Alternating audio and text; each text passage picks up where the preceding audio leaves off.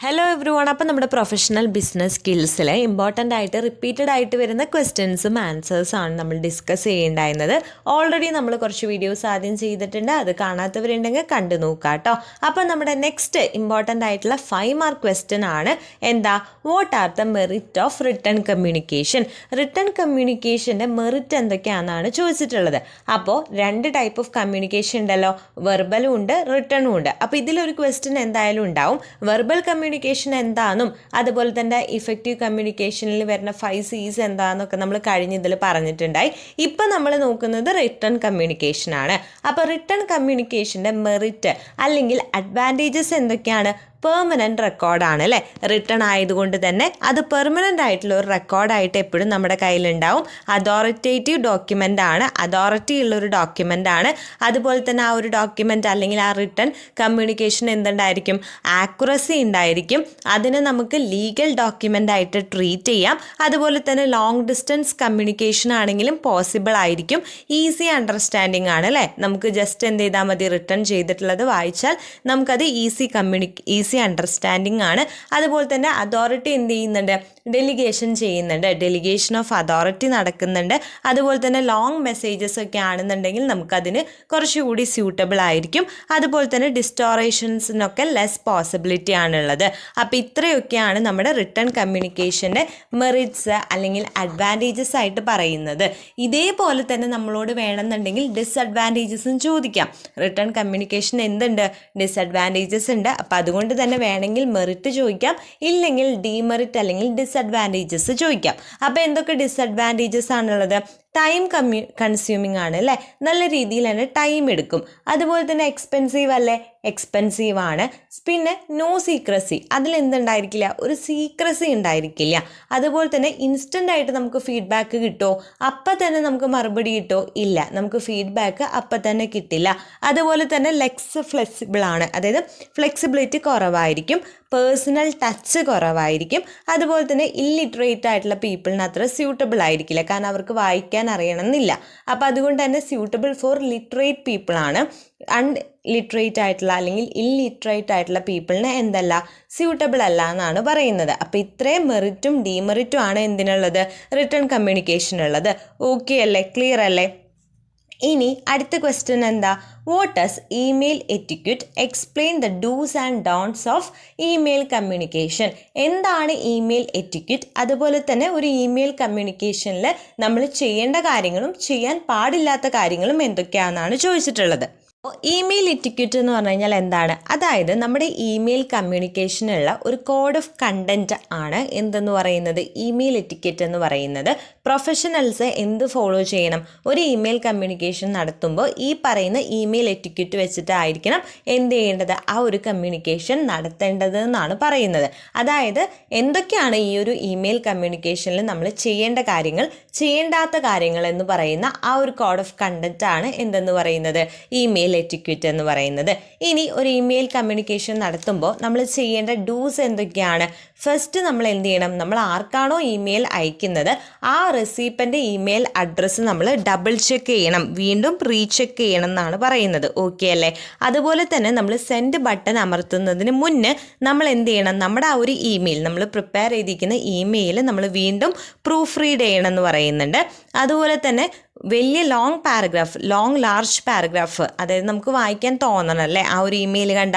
അപ്പോൾ അതുകൊണ്ട് ലാർജ് പാരഗ്രാഫിന് പകരം നമ്മൾ എന്ത് ചെയ്യണം, സ്മോൾ പാരഗ്രാഫ് യൂസ് ചെയ്യണം. അതുപോലെ തന്നെ നമ്മുടെ സെൻറ്റൻസസ് എപ്പോഴും ഷോർട്ട് ആയിരിക്കണം ആൻഡ് ടു ദ പോയിൻ്റ് ആയിരിക്കണം. അതായത് എപ്പോഴും ഷോർട്ടും ആയിരിക്കണം, പക്ഷെ അവിടെ എന്തും ഉണ്ടായിരിക്കണം, പോയിൻറ്റും ഉണ്ടായിരിക്കണം. അതുപോലെ തന്നെ നമുക്ക് നമ്മുടെ റെസിപ്പൻറ്റിനോട് എന്ത് ചെയ്യാം, റിക്വസ്റ്റ് ചെയ്യാം, നമ്മുടെ ആ ഒരു ഇമെയിലിന് എക്നോളജ്മെൻറ്റ് വേണം എന്ന് പറഞ്ഞിട്ട് നിങ്ങൾക്ക് എന്ത് ചെയ്യണമെന്ന് വേണമെങ്കിൽ റിക്വസ്റ്റ് ചെയ്യാം, റെസിപ്പൻറ്റിനോട് റിക്വസ്റ്റ് ചെയ്യാം. അതുപോലെ തന്നെ ഒറിജിനൽ മെസ്സേജിൻ്റെ ത്രെഡ് നമ്മൾ എപ്പോഴും ഇൻക്ലൂഡ് ചെയ്യണം. നമ്മൾ ഏതെങ്കിലും മെസ്സേജിന് റിപ്ലൈ ചെയ്യുകയാണെന്നുണ്ടെങ്കിൽ അതിൻ്റെ ഒറിജിനൽ മെസ്സേജിൻ്റെ ത്രെഡ് എപ്പോഴും നമ്മൾ ഇൻക്ലൂഡ് ചെയ്യണം. അതുപോലെ തന്നെ നിങ്ങൾ എന്ത് ചെയ്യണം, നിങ്ങളെ വൈറസസ്, സ്പാംസ്, ഇമെയിൽ ഫ്രോഡ്സ് ഒക്കെ ഉണ്ടായിരിക്കും, അതിൽ നിന്ന് നിങ്ങൾ എന്ത് ചെയ്യണം, പ്രൊട്ടക്റ്റ് ചെയ്യണം. അതുപോലെ തന്നെ എന്തെങ്കിലും അറ്റാച്ച്മെൻറ്റ്, നമ്മുടെ ഇമെയിൽ മെസ്സേജിൻ്റെ കൂടെ എന്തെങ്കിലും അറ്റാച്ച്മെൻറ്റ് വെക്കുന്നുണ്ടെങ്കിൽ എന്നുണ്ടെങ്കിൽ അതിൽ വൈറസസ് ഉണ്ടോ എന്ന് നമ്മൾ എന്ത് ചെയ്യണം, സ്കാൻ ചെയ്യണം. ആ ഒരു അറ്റാച്ച്മെൻറ്റ് സ്കാൻ ചെയ്തിട്ട് വേണം അയക്കാൻ. അതെന്തിനാണ്, ആ വൈറസസ് ഉണ്ട് എന്നുണ്ടെങ്കിൽ അത് പോകാൻ വേണ്ടിയിട്ടാണ് ഓപ്പൺ ചെയ്യുന്നതിന് മുന്നേ. അതുപോലെ തന്നെ ഒരു സ്യൂട്ടബിൾ ആയിട്ടുള്ള ഓപ്പണിങ്ങും കൊടുക്കണം, ക്ലോസിങ്ങും കൊടുക്കണം. ഇതൊക്കെയാണ് ഇമെയിൽ കമ്മ്യൂണിക്കേഷനിൽ നമ്മൾ ചെയ്യേണ്ട ഡൂസ് ആയിട്ട് വരുന്ന കാര്യങ്ങൾ. ഇനി നമ്മൾ ചെയ്യാൻ പാടില്ലാത്ത കുറച്ച് കാര്യങ്ങളുണ്ട്. അതെന്തൊക്കെയാണ്, നമ്മളൊരു മെസ്സേജ് എന്ത് ചെയ്യരുത്, ഒരിക്കലും ഇമെയിലിൽ കോപ്പി ചെയ്യരുത്. നമ്മൾ കോപ്പി ചെയ്തിട്ടായിരിക്കരുത് ഒരു മെസ്സേജ് അയക്കേണ്ടത്. അതുപോലെ തന്നെ കോൺഫിഡൻഷ്യൽ ഇൻഫോർമേഷൻ ആണെങ്കിൽ അതൊരിക്കലും ഇമെയിലിൽ കൂടെ എന്ത് ചെയ്യരുത്, ഡിസ്കസ് ചെയ്യരുത്. കാരണം ലീക്കായി പോകാനുള്ള ചാൻസ് ഉണ്ട്. അതുപോലെ തന്നെ നിങ്ങൾ അപ്സെറ്റ് ആയിട്ടിരിക്കുകയാണെന്നുണ്ടെങ്കിൽ നിങ്ങൾ ആ ഒരു ഇമെയിലിന്, നിങ്ങൾക്ക് വന്നിരിക്കുന്ന ഇമെയിലിന് റെസ്പോണ്ട് ചെയ്യരുത്. കാരണം എന്തായിരിക്കും, കുറച്ചുകൂടി കോംപ്ലിക്കേറ്റഡ് ആയിട്ടായിരിക്കും നിങ്ങൾ റെസ്പോണ്ട് ചെയ്യേണ്ടായിരിക്കുക. അപ്പോൾ അതുകൊണ്ട് നിങ്ങൾ അപ്സെറ്റ് ആണെന്നുണ്ടെങ്കിൽ നിങ്ങൾ റെസ്പോണ്ട് ചെയ്യരുത്. അതുപോലെ തന്നെ അൺനെസസറി ആയിട്ടുള്ള ഫയൽസ്, ആവശ്യമില്ലാത്ത ഫയൽസ് ഒന്നും തന്നെ നിങ്ങൾ എന്ത് ചെയ്യരുത്, അറ്റാച്ച് ചെയ്യരുത്. അതുപോലെ തന്നെ നിങ്ങൾക്ക് ആവശ്യമുള്ള ഡോക്യുമെൻറ്റ്സ് ആണെങ്കിൽ അത് അറ്റാച്ച് ചെയ്യാനായിട്ട് മറക്കും ചെയ്യരുത്. പിന്നെ അബ്രിവേഷൻസ്, ഷോർട്ട് ഫോംസ് ഒന്നും നമ്മുടെ ഇമെയിൽസിൽ നമ്മൾ എന്ത് ചെയ്യരുത്, യൂസ് ചെയ്യരുത്. അതുപോലെ തന്നെ ക്യാപിറ്റൽ ലെറ്റേഴ്സിൽ എഴുതാനായിട്ട് പാടില്ല. ഇമോഷണൽ ആയിട്ട് ഇമെയിൽസ് അയക്കരുത്. കാരണം നമുക്ക് ഇമോഷണൽ മെസ്സേജസ് അയക്കാനുള്ളൊരു ഇതല്ല എന്തെന്ന് പറയുന്നത്, ഇമെയിൽ എന്ന് പറയുന്നത്. അതുപോലെ തന്നെ സർക്കാസം, റൂഡ് ജോക്സ്, ഇതൊന്നും നിങ്ങൾ എന്ത് ചെയ്യരുത്, യൂസ് ചെയ്യരുത്. ഇതൊക്കെയാണ് ഇമെയിൽ കമ്മ്യൂണിക്കേഷനിൽ യൂസ് ചെയ്യേണ്ടതും യൂസ് ചെയ്യേണ്ടതായിട്ടുള്ള കാര്യങ്ങൾ. ഓക്കെ അല്ലേ? ഡൂസും ഡോൺസും അല്ലെങ്കിൽ ഇമെയിൽ ഇറ്റിക്വറ്റ് ആണ്, ആ ഒരു കോഡ് ഓഫ് കണ്ടന്റ് ആണ് നമ്മൾ പറഞ്ഞിട്ടുള്ളത്. ഓക്കെ അല്ലേ? ക്ലിയർ ആയെന്ന് വിചാരിക്കുന്നു കേട്ടോ. ക്വസ്റ്റ്യൻ എന്ന് പറയുന്നത്, what are the various social and ethical issues concern with IT in society? നമ്മുടെ സൊസൈറ്റിയിൽ IT ഉണ്ട് അല്ലേ, ഇൻഫോർമേഷൻ ടെക്നോളജി ഉണ്ട്. ആ ഒരു ITയിൽ വരുന്ന വേരിയസ് ആയിട്ടുള്ള സോഷ്യലും എത്തിക്കൽ ഇഷ്യൂസ് ഏതൊക്കെയാണെന്നാണ് ചോദിച്ചിട്ടുള്ളത്. ഏതൊക്കെയാണ്? Privacy and freedom. ഈ പോയിന്റ്സ് നിങ്ങൾ അതുപോലെ തന്നെ നോക്കി വയ്ക്കുക കേട്ടോ.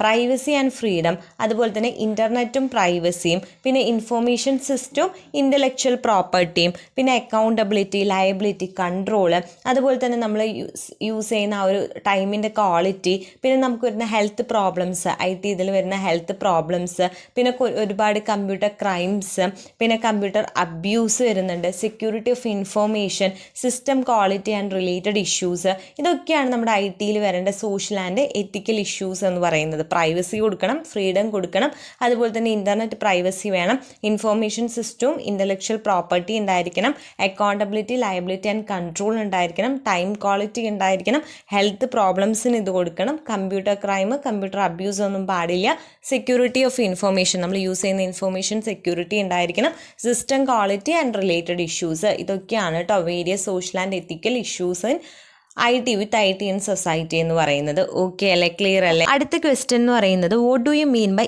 E waste? Explain role of citizen in e waste disposal. എന്താണ് ഇ വേസ്റ്റ് എന്ന് പറഞ്ഞാൽ, അതുപോലെ തന്നെ ഈ ഒരു ഇ വേസ്റ്റ് ഡിസ്പോസലിൽ ഒരു സിറ്റിസൻ്റെ റോള് അല്ലെങ്കിൽ ഒരു സിറ്റിസൺ ചെയ്യേണ്ട റെസ്പോൺസിബിലിറ്റീസ് എന്തൊക്കെയാണെന്നാണ് ചോദിച്ചിട്ടുള്ളത്. അപ്പോൾ ആദ്യം തന്നെ ഇ വേസ്റ്റ് എന്ന് പറയുന്നത് നമ്മൾ യൂസ് ചെയ്യുന്ന എക്യുപ്മെൻറ്റ്സ് അല്ലെങ്കിൽ പ്രോഡക്ട്സ് ഒക്കെ കുറച്ച് നാൾ കഴിയുമ്പോൾ ചിലപ്പോൾ അതിൻ്റെ അതൊരു ഒബ്സലറ്റ് ആയിട്ട് പോവാം. അതായത് ചിലപ്പോൾ ടെക്നോളജി വളർന്നു, അല്ലെങ്കിൽ ടെക്നോളജി അഡ്വാൻസ്മെൻറ്റ് വന്നു, അല്ലെങ്കിൽ ആ ഒരു ഫാഷൻ സ്റ്റൈൽ ഒക്കെ മാറി, അല്ലെങ്കിൽ അതിൻ്റെ യൂസ്ഫുൾ ലൈഫ്, അതായത് ഏകദേശം അത് നശിക്കാറായി. അങ്ങനെ ഒരു സിറ്റുവേഷൻ വരുമ്പോൾ അത് നമുക്ക് വേസ്റ്റ് ആണല്ലോ, അത് നമുക്ക് പിന്നെ യൂസ് ഇല്ല. ആ ഒരു എക്യുപ്മെൻറ്റ് അല്ലെങ്കിൽ പ്രൊഡക്റ്റ് കൊണ്ട് നമുക്ക് ഒട്ടും തന്നെ ഉപകാരമില്ലെങ്കിൽ ആ ഒരു പ്രൊഡക്റ്റിന് അല്ലെങ്കിൽ എക്യുപ്മെൻറ്റിനെയാണ് ഇ വേസ്റ്റ് എന്ന് പറയുന്നത്. ഓക്കെ അല്ലേ? ഇനി എങ്ങനെയാണ് സിറ്റിസൺ ഈ ഒരു ഇ വേസ്റ്റ് ഡിസ്പോസൽ ഹാൻഡിൽ ചെയ്യേണ്ടത്, അല്ലെങ്കിൽ സിറ്റിസൻ്റെ റെസ്പോൺസിബിലിറ്റി എന്താണെന്ന് വെച്ചാൽ, ഒന്നെങ്കിൽ ഈ പറയുന്ന ഇലക്ട്രോണിക്സ്, ഇപ്പം നമുക്ക് ടെക്നോളജി ഒക്കെ അഡ്വാൻസ് ആയി, നമുക്ക് വേറെ പ്രൊഡക്റ്റാണ് യൂസ് ചെയ്യേണ്ടത് അല്ലെങ്കിൽ വേറെ എക്യുപ്മെൻ്റ് ആണ് യൂസ് ചെയ്യേണ്ടതെങ്കിൽ നമ്മുടെ കയ്യിലുള്ള എക്യുപ്മെൻറ്റ് നമുക്ക് എന്ത് ചെയ്യാം, ഡൊണേറ്റ് ചെയ്യാം. ഏതെങ്കിലും സ്കൂൾസിനോ NGOയ്ക്കൊക്കെ അവർക്ക് യൂസ്ഫുൾ ആണെങ്കിൽ നമുക്ക് എന്ത് ചെയ്യാം, ഒരു സിറ്റിസൺ അത് ഡൊണേറ്റ് ചെയ്യാനായിട്ട് പറ്റും. അതുപോലെ തന്നെ ഗവൺമെൻറ് ചില എക്യുപ്മെൻറ്റ്സ് ഇങ്ങനെയാണ് ഡിസ്പോസൽ ചെയ്യേണ്ടത്, അല്ലെങ്കിൽ ഇ വേസ്റ്റ് ഇങ്ങനെയാണ് ഡിസ്പോസൽ ചെയ്യേണ്ടതെന്ന് പറഞ്ഞു വെച്ചിട്ടുണ്ടാവും. അപ്പോൾ ഗവൺമെൻറ്റിൻ്റെ റൂൾസും റെഗുലേഷൻസും എന്ത് ചെയ്യാം, ഫോളോ ചെയ്യാം. അല്ലെങ്കിൽ നമുക്കത് വീണ്ടും എന്ത് ചെയ്യാം, റീയൂസ് ചെയ്യാം. അതുമ്പോൾ തന്നെ എന്തെങ്കിലും വീണ്ടും നമുക്ക് മോഡറേഷൻസ് ഒക്കെ നടത്തിയിട്ട് റീയൂസ് ചെയ്യാം. അല്ലെങ്കിൽ നമുക്കത് പ്രോപ്പർലി ഡിസ്പോസ് ചെയ്യാം. എങ്ങനെയാണോ ഡിസ്പോസ് ചെയ്യേണ്ടത് കറക്റ്റായിട്ട് അങ്ങനെ തന്നെ ഡിസ്പോസ് ചെയ്യാം. അപ്പോൾ ഇതൊക്കെയാണ് ഒരു സിറ്റിസൻ്റെ റോള്. നമ്മുടെ ഇ വേസ്റ്റ് ഡിസ്പോസലിൽ ഒരു സിറ്റിസൺ ഇൻഡിവിജ്വൽസിൻ്റെ റോൾ എന്ന് പറയുന്നത് ഒന്നെങ്കിൽ നമുക്ക് സ്കൂൾസിലേക്കോ അല്ലെങ്കിൽ NGOസിലേക്കൊക്കെ ഈ പറയുന്ന ഇലക്ട്രോണിക്സ് എന്ത് ചെയ്യാം, ഡൊണേറ്റ് ചെയ്യാം, അല്ലെങ്കിൽ ഗവൺമെൻറ് പറഞ്ഞിട്ടുള്ള റൂൾസും റെഗുലേഷൻസും ഫോളോ ചെയ്യാം, അതല്ലെങ്കിൽ റീയൂസ് ചെയ്യാം, അല്ലെങ്കിൽ ആ ഒരു പ്രോപ്പർട്ടി എന്ത് ചെയ്യാം, ഡിസ്പോസ് ചെയ്യാം. ഇത്രയാണുള്ളത്. ഓക്കെ അല്ലേ? അപ്പോൾ ഇത്രയും പറഞ്ഞ ക്വസ്റ്റ്യൻസ് നമ്മുടെ വേസ്റ്റ് ക്ലിയർ ആയെന്ന് വിചാരിക്കുന്നു കേട്ടോ. അപ്പോൾ ഇത്രയും പറഞ്ഞ ക്വസ്റ്റ്യൻസ് ഓക്കെയാണ്, ക്ലിയർ ആയി, വീഡിയോ യൂസ്ഫുൾ ആയെന്ന് വിചാരിക്കുന്നു. വീഡിയോ യൂസ്ഫുൾ ആയിട്ടുണ്ട്. ഇനി ഇതുപോലത്തെ ഇമ്പോർട്ടൻറ്റ് വീഡിയോസൊക്കെ കിട്ടണമെന്നുണ്ട്. നമ്മുടെ ചാനൽ ഇതുവരെ സബ്സ്ക്രൈബ് ചെയ്തിട്ടില്ല എന്നുണ്ടെങ്കിൽ ജസ്റ്റ് ഒന്ന് സബ്സ്ക്രൈബ് ചെയ്തേക്കുക. പിന്നെ നിങ്ങൾക്ക് എന്തെങ്കിലും ഡൗട്ടോ സജഷൻസോ ഉണ്ടെങ്കിൽ കമൻറ്റ് ബോക്സിൽ കമൻറ്റ് ചെയ്യുക. ബാക്കി ഇമ്പോർട്ടൻറ്റ് ക്വസ്റ്റ്യൻസ് ഒക്കെ നമുക്ക് നെക്സ്റ്റ് ഇതിൽ നോക്കാം. അതുപോലെ തന്നെ ഇതിന് നോട്ട്സും കാര്യങ്ങളും കിട്ടണമെന്നുണ്ട്. നമ്മുടെ ടെലിഗ്രാം ഗ്രൂപ്പിൽ ജോയിൻ ചെയ്തിട്ടില്ലെങ്കിൽ അതിലും ജസ്റ്റ് ഒന്ന് ജോയിൻ ചെയ്യാം കേട്ടോ.